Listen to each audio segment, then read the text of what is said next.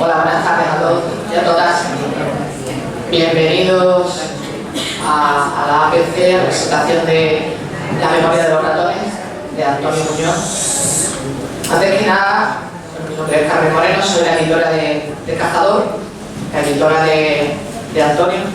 Quiero dar las gracias a la APC por prestarnos su casa para que se haga nuestro ratito y agradecer a Mabel que se haya prestado también a ser cómplice de esta barbarie. Creo que lo mejor y lo peor que puedo decir de Antonio es que no deja indiferente.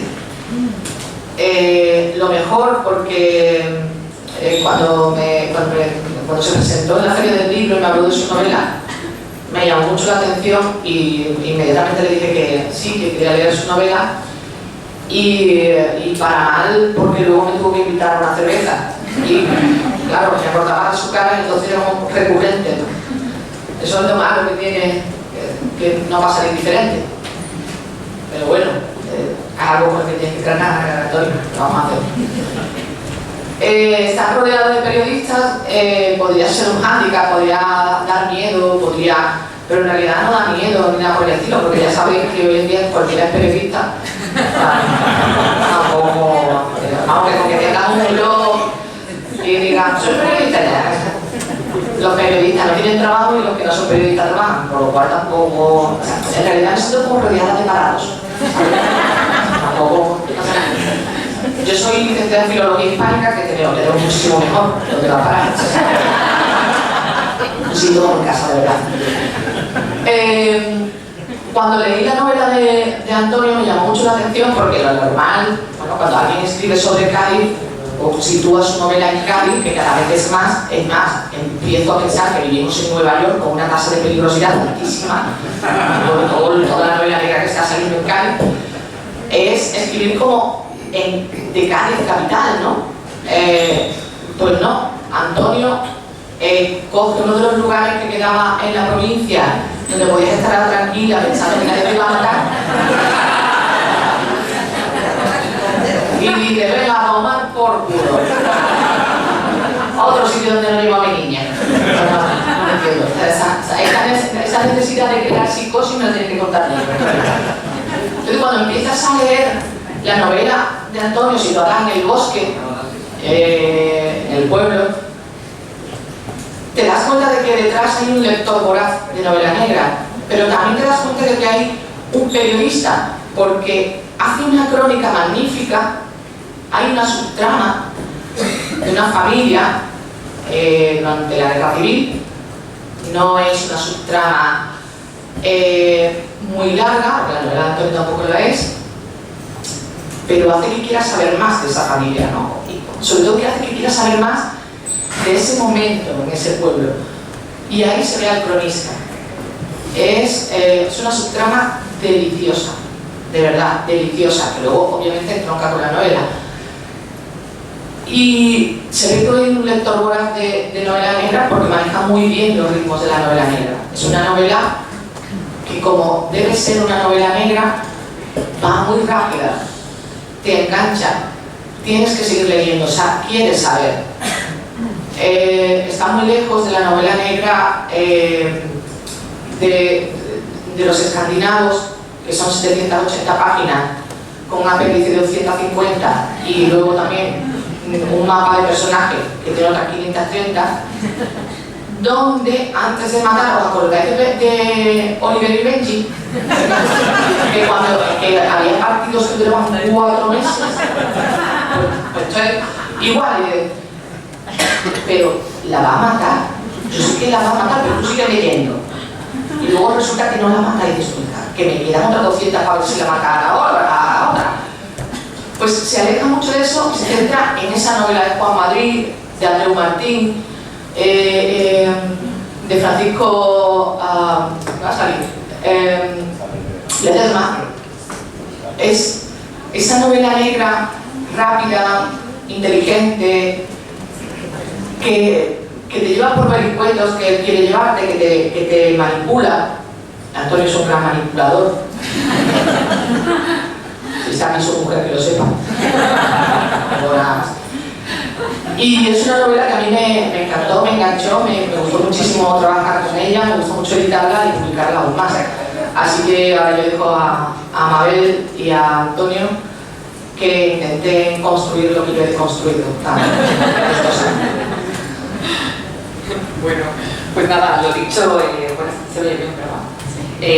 Buenas tardes, bienvenido. En realidad está en la casa de Antonio también, porque es también periodista y miembro de la Asociación de la Prensa de Cádiz, y para nosotros es un placer, no es una cesión, es un placer recibir en su propia casa a los compañeros. Bueno, la verdad es que Carmen lo ha dicho todo, lo ha destripado todo y no me ha quedado nada. Yo estaba pensando, según estabas hablando, de que mal me he preparado yo esta entrevista, porque ella ha hecho un repaso de todo, de la novela negra. Bueno, yo también leí la novela muy rápidamente, con muchísimo interés. Tenía visita familiar, pero estaba ahí pendiente, o sea, me llamaba la novela, no es el típico libro que tú dejas encima de la mesilla y no lo ves. Bueno, se dura 3 meses, ¿no? Se lee muy rápido, es cierto.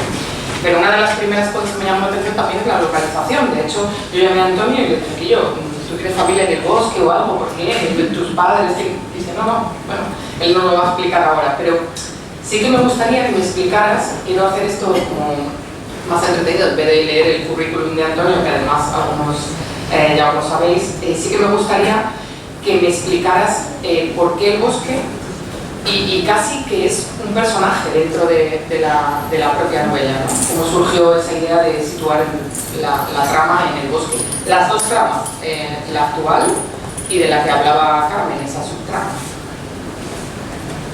Bueno, pues ahora me toca a mí. Primero, ya antes de contestar a Mabel, muchísimas gracias a todos por venir. La verdad que es un día muy emocionante, muy importante para mí. Y me encanta compartirlo con todos vosotros. Os conozco a casi todos, no os voy a tocar a todos después, por lo menos no del tirón, pero bueno, iré poco a poco. Y hablando un poco de esto que me pregunta Mabel, de por qué el bosque, pues realmente es verdad, lo pregunta todo el mundo y no puedo contestar que sea por algo en especial, porque ni tengo familia en el bosque, ni tengo casa en el bosque, ojalá. No tengo ningún vínculo personal realmente con este pueblo, más allá de que los que somos de Cádiz lo sabéis que el llegar al colegio y en primero va a excursionar sobre el Pico de Jerez y en segundo va a ser Camino del Río. Del bosque van a Mahoma o de Benamahoma al bosque, porque tú un día sí voy a hacer Camino del Río, ya sabes dónde van. Y es un sitio que siempre me ha encantado. Es un sitio que siempre me ha encantado y que siempre tengo en mi cabeza. Siempre que estoy en un momento de estrés, siempre me planteo, pues, a ver si me da una escapadita a la sierra, y siempre pienso en el bosque, un sitio que me encanta.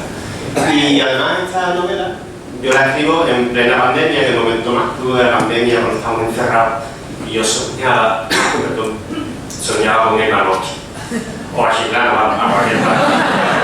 Pero, no sé, como que te inspira más eso de la naturaleza, ¿no? Y es verdad que el bosque es un sitio pequeñito, pero que tiene el encanto de la Sierra Profunda, ¿no? Es un pueblo de los pueblos que quedan todavía en la provincia de Cádiz, una naturaleza exuberante de la que se puede disfrutar fácilmente y que además es muy accesible. Por eso yo que trabajo en la Diputación y nos movemos mucho por la provincia, cuando hay un desplazamiento al bosque, pues si por lo menos pido, la verdad. Me gusta, me encanta ir al bosque y se desayuna muy bien, ¿no? Así que quizá por eso escogí el bosque. Pero la idea de, es verdad, surge durante la pandemia, pero la idea de por lo menos la chispa, ¿te prendió allí, caminando por allí, o no? Simplemente en casa con recuerdos. Sí, son cosas que tienes ahí en la cabeza, que tienes ideas ahí que te van nadando por ahí por el líquido encefalorraquídeo y de momento chocan con algo y no sé, te inspira la historia, no sé, te llega de alguna forma y no hay de verdad ni nada especial, no había nada previsto de que fuera allí por algún motivo en concreto, simplemente no hay. Lo que dice Carmen es muy interesante porque es verdad que esa subtrama transcurre en épocas diferentes, en la época de la Guardia Civil, también había Guardia Civil, de la Guerra Civil, y está muy presente el pasado, ¿no? Sobre todo cómo pesa en la vida de la gente de ahora, incluso el pasado por generaciones, no solo lo que le pasó a tus padres, a tus abuelos incluso, sino a a esa fama que sobre todo se arrastra en los pueblos pequeños. No quiero destripar nada, a ver si lo consigo, no hacer nada de eso, pero es casi como lo que llaman ahora una terapia gestal, ¿no? Que es que te remontas a lo que le pasó a tus antepasados, ¿no? Eso tiene un peso específico, ¿no?, en la trama. Sí, bueno, terapia realmente es lo que hubiera necesitado yo todos los personajes de la novela, porque hacen un viaje temporal y personal. Yo creo que todos los protagonistas de la novela, que hay varios protagonistas en las diferentes tramas, van haciendo un viaje personal de desarrollo vital y un viaje en el tiempo, un tiempo en el que se retrotraen a su niñez y también entronco con lo que me comentabas antes de la importancia del pueblo, del bosque como un protagonista más, ¿no?, como un personaje más de la novela. Se hace un viaje en el pasado de lo que fue el municipio, de lo que pasó allí. ¿Verdad que esa terapia gestal, ¿no?, de entender lo que somos por lo que hemos sido o por lo que nos han aportado nuestros abuelos, nuestras ciudades, nuestros entornos? Pues realmente para entender a esos personajes hay que saber de dónde vienen y hay que saber qué es lo que pasó antes en el bosque. Viajamos en esa subtrama que decía antes Cami, viajamos a la época de la guerra civil, la posguerra, y a cosas que, como te digo, son cosas que tienes en la cabeza y que de repente se unen, ¿no? Yo, por mi trabajo, pues tienes opción de conocer muchas realidades, no solo realidades de municipios en la actualidad, ¿no?, sino de parte de su historia. Una parte fundamental es la recuperación de la memoria histórica. En la Diputación se trabaja mucho ese terreno y los compañeros del servicio de vídeo y mi compañero David Doñi hicieron un documental que se llama Sucedió en Grazalema, en que se narran unos hechos que sucedieron, no en el bosque, pero muy cercano. El ajusticiamiento de una mujer y de un adolescente de una forma cruel. Un hecho que inspira parte de la trama. No está basado realmente y veralmente en aquello, pero sí que te inspira parte de la historia, y creo que es una parte fundamental además de la historia, ¿no? Entonces, hay que bucear en ese pasado para disfrutar de la historia, pero también yo me lo planteo como un compromiso mío personal, en el que ahora, además que hay tanta gente que quiere negar el derecho a muchas personas de recuperar los restos de su familia, la dignidad de esas personas, pues hay que entrar en esa reflexión y compartirla para que haya más gente que se plantee la necesidad de parar a los que quieren parar lo que no se puede, que es la recuperación de la vida de muchas personas, claro, de la dignidad de las personas. Hacer un poco de pedagogía a través de la ficción, que a veces es la mejor forma, ¿no? La guerra civil siempre ha sido un tema casi inagotable. Se pueden seguir extrayendo buenas historias personales, quiero decir, con todo lo que se ha contado. ¿Te resultó difícil que no se pareciera a cualquier otra historia que, bueno, en el cine, en la televisión, en el teatro, etcétera? ¿Cómo llevaste ese tema? Bueno, pues mira, a mí me resultó fácil porque ya te digo que tenía una inspiración ahí clara. Y a mí lo que más me llama la atención de estos relatos es la crueldad de lo que viene después, porque sobre todo en los pueblos pequeños pasa que aún a día de hoy tú, que eras de una familia a la que se lo quitaron todo, tienes que convivir con personas que están disfrutando de lo que te quitaron a ti, o que sus padres viven en la casa que le quitaron a tus padres, porque los suyos eran azules y los tuyos eran rojos, o porque unos eran lilas y otros eran naranjas. Entonces, ese tipo de historias son las que a mí realmente me conmocionan y me movilizan. No puedes permanecer impasible ante una cosa que sigue estando presente en nuestras vidas, en la vida de nuestros vecinos. Es una cosa que no podemos obviar y quizás de ahí sí que no resulta difícil llegar a esta parte de la historia. Claro, es una doble victimización, porque primero es el asesinato y por si fuera poco entonces el ostracismo, ¿no? O sea, y además entronca mucho con eso que hablábamos de que en los pueblos tú eres el hijo de por generaciones, ¿no? Del mote que te toque, ¿no? Hijos, nietos, etc. Pero también habla mucho, el libro habla mucho de la importancia de la infancia, de cómo la infancia nos marca tanto. Yo tengo una amiga que siempre dice, bueno, como madre o padre, tu único misión en la vida es construir una infancia feliz para tus hijos, porque cuando en la vida adulta vienen maldadas, a lo que te aferras es a los recuerdos felices de la infancia, ¿no? Y cómo justamente todo lo contrario, cuando la gente no ha tenido una infancia feliz, pues las cosas no vienen bien, ¿no?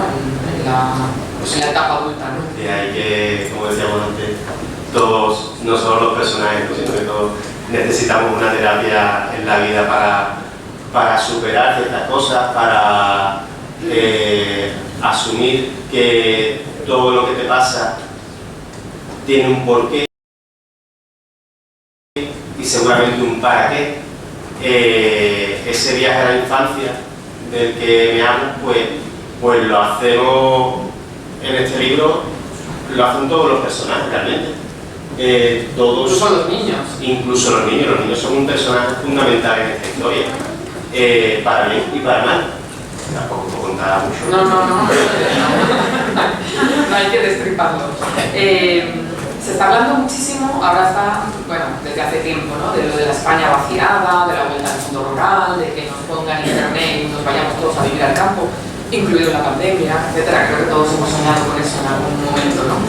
Pero bueno, los sitios pequeños también tienen grandes inconvenientes, ¿no? Y es que las personas, eso está muy presente en la novela, que siguen la vida minuto a minuto, ¿no? O sea, como es también, claro, la diferencia que se ve en la novela también entre vivir en una ciudad, aunque sea pequeña, como es Cádiz, a vivir en un sitio donde la gente sabe exactamente los registros horarios, vamos, por encima de Google, ahí están los vecinos que miran por la puerta, por la ventana y tienen controlados. No sé si eso te ayudó un poco también a construir la trama de la novela. Es más fácil justificar ciertas cosas. Sí, porque al final es una novela muy costumbrista porque te cuenta historias de gente cotidiana que por una serie de vicisitudes se ven envueltas en unos sucesos muy trágicos, ¿no? Pero que al final todos tienen una vida muy normal.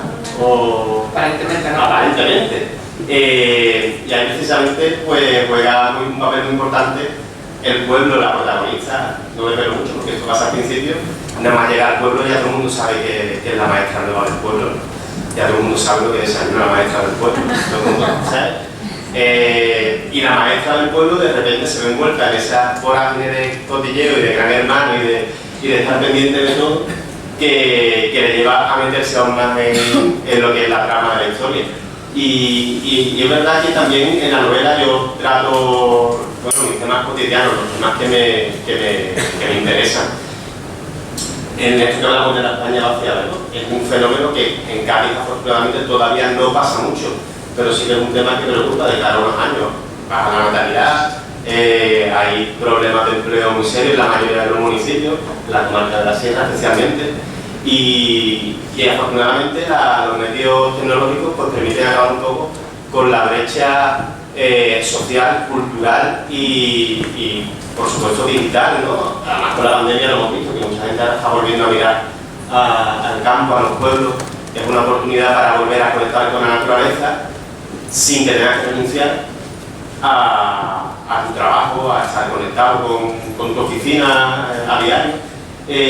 Y bueno, en este caso pues sí, hay gente de ciudad que va a vivir al pueblo y no todo el mundo se adapta igual, claro, y menos con la que monta en el pueblo. Claro. Carmen comentaba antes que ella reconocía tu oficio de periodista en el tema de la crónica. Yo también lo reconozco en algunos temas de actualidad, como el tema de pues, las nuevas urbanizaciones en los pueblos, los pelotazos urbanísticos, como cierta corrupción, digamos, clientelismo, de cómo se favorece. O sea, quiero decir, también ahí, en algunos momentos, es en los momentos que yo no me olvidé de quién estaba escribiendo el libro, porque lo demás era algo como muy entretenido, pero en esos momentos dije, ahí está, bueno, el anterior periodista, ¿no? Sí, además yo, una parte de la escritura que he disfrutado mucho, porque sí que me resulta muy sencilla, porque lo que te digo, hablo de los temas que me interesan y que conozco. Me interesa mucho la la comunicación política. He trabajado muchos años haciendo temas urbanísticos, o sea, con Pidi Elena. Son las cosas que he trabajado y que he vivido y que un poco manejo. Hay periodistas también en la historia y hay un discurso político de argumentario de partido que muchos de vosotros lo leéis de me podía haber llegado porque esta mañana. Entonces, pues sí, claro, ahí está, ¿no? mi oficio de periodista, no lo puedo sacar de mí. Bueno, me gustaría también eso en que tanto se habla, ¿no? Todos los periodistas siempre, todos los periodistas llevamos el escritor escondido dentro, ¿no? Bueno, algunos lo materializan, como tú, que te has decidido dar el paso final, hay gente que no, o que en cualquier caso escribir ficción. Un periodista o una periodista tan apegado a la realidad, pues siempre es un territorio a lo mejor es desconocido, pero es mucho más relajante que tener que escribir las declaraciones de un señor o una señora o leerse el informe, ¿no? Bueno, yo te quería preguntar si en ese sentido tú has notado una responsabilidad mayor que en el día a día del periodismo. O sea, claro, quitando el tema de que no estás habituado, porque es tu primera novela, que esperemos que no sea la última, pero si se siente mucha más responsabilidad al escribir ficción que al escribir realidad o crónica. No sé si es más responsabilidad, se siente responsabilidad y se siente el peso de la profesión también, porque ahora mismo, tú lo sabéis mucho de los que estáis aquí, el periodista vive constantemente con una lupa encima de lo que hace. Con una lupa que además te pone gente que está deseando que metas la pata para hincarte el diente, para insultarte. Escribes algo, sea lo que sea, ya habrá alguien en Twitter o escribiendo un comentario en internet que está deseando ponerte verde porque eres de aquí o eres de allí, o estás pagado, estás comprado, estás vendido, o eres el que compra. Entonces es un oficio hoy para mí muy duro y muy desagradecido. Era el oficio más bello del mundo, decían, ¿no? Y hoy es uno de los más ingratos, porque por muy bien que quieras hacerlo, no es solo que haya gente empeñada en destruir lo que haces, sino que hay gente, como digo, deseando que metas la pata. Tú escribes miles de palabras al día y por mucha profesión que tengas, de repente escribes un barco con V, por ejemplo, ¿no? Es fácil pensar que la V está al lado de la B y que cuando vas tan rápido se te puede colar una V por una B. Obviamente tú sabes qué barco se escribe con B, pero la gente aprovechará para humillarte, para insultarte, para decirte que hoy entrevista cualquiera. Va a venir a tu casa a meterse contigo para... y es muy complicado, porque ya te digo que es algo muy ingrato y lo peor es que ese tipo de debate daba la realidad que hay detrás, que es muy triste, que es que tú no puedes pararte a revisar la página que has escrito porque tienes que escribir 4 más antes de irte a tu casa. Y lo peor de todo aún, que es que no hay nadie en una mesa de cierre que va a revisar lo que tú has escrito antes de publicar o antes de subir a internet, porque no tienes que hacerlo rápido, tienes que hacerlo antes de esta muchacha que está aquí al lado. Entonces, la responsabilidad del periodista es inherente a la profesión y no se te va, porque a lo mejor encontrarás una ratilla, no creo, porque Carmen es muy buena editora y las habrá cogido todas, porque algunas también, pero bueno, en todas las novelas, hasta las buenas hay algunas, pero que no pasa nada, que no pensé que yo no sé escribir, que los teclados a veces fallan.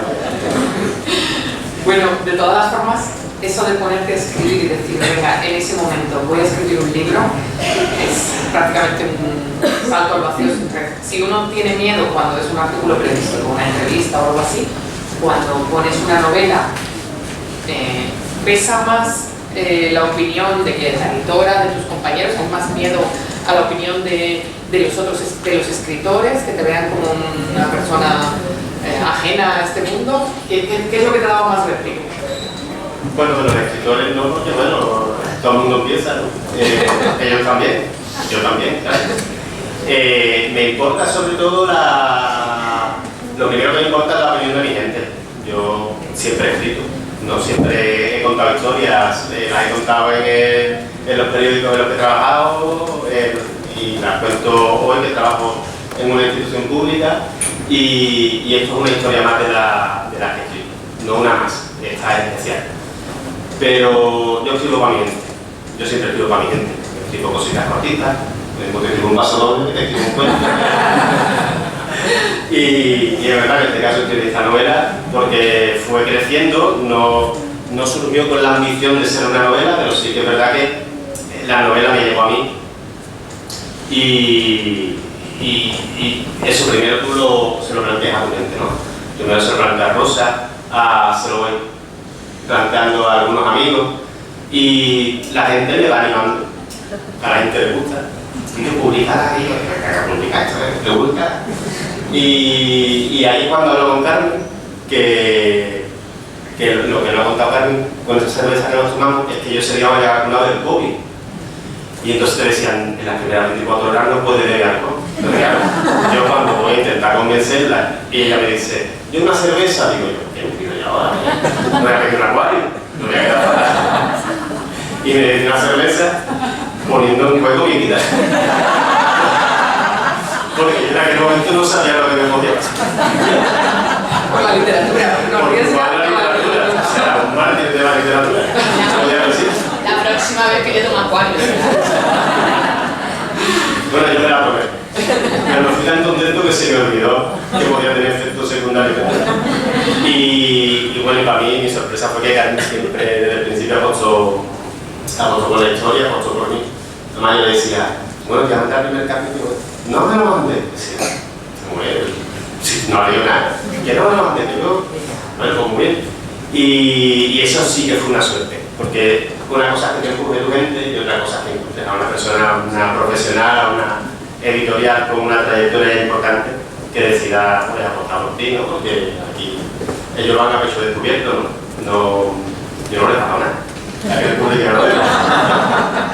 ¿Todavía? Pero una cerveza. Una cerveza, sí. Volviendo al tema de la temática, ¿no? Que te he creído entender que el tema te encontró a ti. Que estaba leyendo una reflexión de Mario Vargas Llosa sobre que le mueve a una persona a escribir, ¿no? Y decía que era la insatisfacción con el mundo real. No lo sé si es tanto en tu caso, pero bueno, has hablado un poco de esta temática de la guerra civil, es un poco también que no se olviden las historias que no deben olvidarse nunca. Y también devolver un poco también la dignidad, que por eso me he quedado yo con esa idea, ¿no? Pero en tu caso, ¿qué es lo que te motiva a escribir de verdad? O sea, de adentro, ya no a ser periodista, que también es escribir, pero a eso, a la novela. Pues mira, a mí me pasa una cosa, que es que yo soy todo el día dándole vueltas a la cabeza. Tengo mil cosas en la cabeza. Los que somos periodistas, lo sabía que nos pasa. Yo voy por la calle, veo un desconchón, yo pienso, allá hay un tema. ¿A qué voy a llamar a que me cuente qué ha pasado? A ver, ¿por qué no lo han arreglado? ¿Qué hay más ayuntamiento? Y quizás da un pasito más, ¿no? Y ahora veo historias que me inspiran historias mayores. Y a mí esta novela realmente es como si se me derramase. Porque precisamente Vargas Llosa, que es mucho más trascendente que yo estoy también satisfecho con la vida y la persona. Así lo va a ver, un Tamara estará muy satisfecho. O ya no está muy satisfecho. Bueno, no sé, no sé,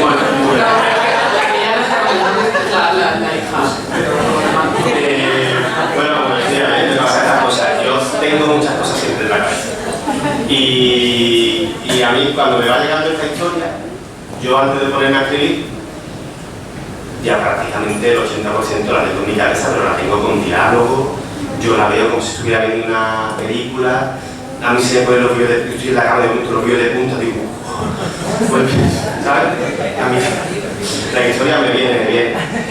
Y me pasa en esta historia en concreto, me ha pasado siempre, desde que era chico, que me tenía que levantar una vez por la noche para escribir. De momento me venía una poesía y levantarme a escribir. Pues estábamos allí confinados y yo recuerdo que me ponía a escribir y me decía, o sea, vamos a ver. Porque es que me podía pasar horas y horas escribiendo sin parar. Y ahora te lleva 3 semanas sin parar y cuando termina 3 semanas ya termina la novela. No, la termina la novela en 3 semanas. Bueno, la escribí en 3 semanas. Porque antes de escribir la tenía metida en mi cabeza. Precisamente Vargas Llosa decía, o dice, o dijo en su momento, que él no tenía, se dio cuenta que él no tenía facilidad para escribir porque él no puede hacer otra cosa mientras está escribiendo. No puede dedicarse a otra cosa, no puede tener otro fondo, solamente el escritor. Y tiene que dedicarse en cuerpo y alma a escribir. Y que cuando se enteró que Julio Cortázar había escrito Rayuela, así del tirón, y la primera versión que le mandó el editor fue la que se publicó, ¿cómo lo ha hecho posible? Pues salvando la distancia, pues Cortázar le decía eso, que es que se pasaba muchas horas escribiendo la novela en su cabeza. Y es lo que realmente me ha pasado a mí, ¿no? Yo los dedos corren mucho, quizá por eso las estrategias, Carmen, perdón, pero porque yo tengo la historia en mi cabeza ya hilada. Pues ya una de las últimas preguntas, bueno, Carmen ha hecho referencia un poquito al tema de la novela negra, ¿verdad? Que en el ámbito de Cádiz y de la provincia hay muchísima gente y ha dicho que ha reconocido al lector de novela negra que hay detrás. No sé si tú tienes, no sé si tú tienes gente, referencias que te han de alguna manera inspirado, no lo sé.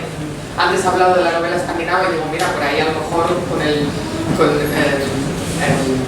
la maestría que hiciste en la Universidad de Estocolmo, no sé si tuvo algo que ver, pero bueno, en cualquier caso, cuéntanos un poquito de esa visión con la novela negra. Yo soy lector voraz de casi todo, porque yo casi todo lo que está en mis manos, yo tenga letras, me lo leo. Leo muchos géneros, pero sí que tengo predilección por la novela negra.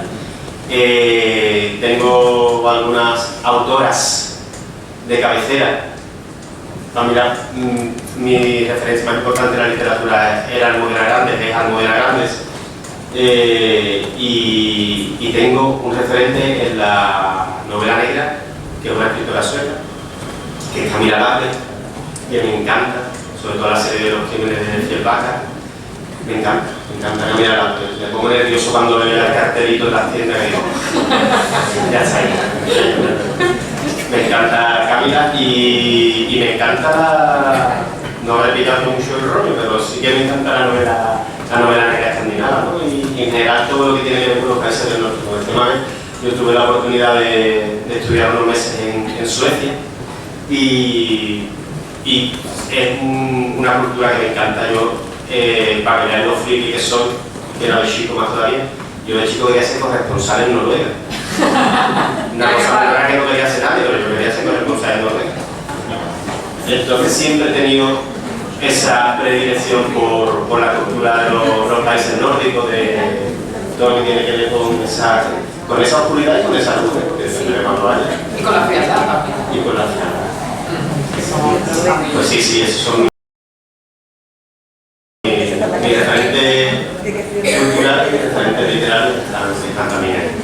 Vale, pues yo no sé si, bueno, tenía una última pregunta que es la clásica pregunta que tú haces cuando te mandan a entrevistar a alguien, no te ha dado tiempo a prepararte la entrevista y dices, bueno, ¿cuál va a ser su próxima novela? Pero bueno, yo te quería preguntar ahora en serio si tienes algo ya preparado, si vas a seguir por este camino, si tienes algo medio pensado, como dices que siempre le estás dando vueltas a la cabeza. Sí, hombre, yo siempre tengo ideas, siempre tengo historias empezadas. Tengo muchos archivos en el ordenador con nombres que nadie sabe qué significa. Supersticiones y no quieres revelar nada, ¿no? Pero ahí está. No, mira, te voy a decir la verdad, empecé poco después de terminar esa, me vine arriba y empecé otra. Tengo que decir que había un factor importante y un factor de estrés en todo esto, que era que yo estaba estudiando una oposición.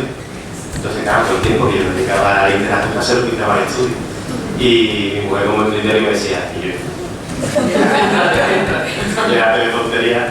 Y entonces sí tengo cosas ahí entre manos. Ya veremos. Bueno, quería agradeceros a todos y a todos. Sabéis que nos encanta que los compañeros que presentan un libro de periodistas. No era fácil concitar a tanta gente, lo hemos logrado, que había 4 o 5 libros presentados en la ciudad. Y de verdad que muchísimas gracias y bueno, disfrutar de la novela, comprarla sobre todo, ¿verdad, Carmen? Y para la próxima te esperamos aquí. No sé cuándo tardarás en escribir la próxima, pero te esperamos. Solo 3 semanas.